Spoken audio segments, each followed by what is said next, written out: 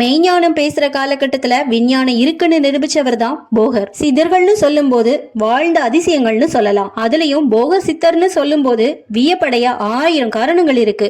இந்த மனித சமுதாயத்திற்காக இந்த மண்ணில் உள்ள பொருட்களை வச்சே தேவர்களுக்கும் கந்தகர்களுக்கும் இணையான பொருட்களா மாற்றி காட்டினவர் தான் போகர். போகர் ஒரு சிவத்தொண்டனாக இருந்தாலும் அன்னை பார்வதி தேவியை வழிபட்டு அன்னை அருளையும் பெற்றவர். அன்னையோட கட்டளைப்படிதான் பழனில முருகனை வழிபாடு நடத்த சென்றவர் போகர். அதுக்கப்புறம் முருகனோட வழிகாட்டுதல்படி மனிதர்களின் நோயை குணப்படுத்துவதற்காகவும் உலகம் உய்ய வேண்டும் என்பதற்காகவும் முருகனுக்கு நவபாஷண சிலையை வடித்தவர். 9 விஷங்களையும் 9 விகிதத்தில் கலந்து 9 கோள்களையும் ஒரே உருவுக்குள் அடைத்து பூட்டியவர் தான் போகர். சித்த மருத்துவம், விஞ்ஞானம், ரகவாதம், காய கற்ப முறை, யோகான்னு பிரசித்தி பெற்றவர். காலிங்கிநாதர் தான் போகரோட குரு.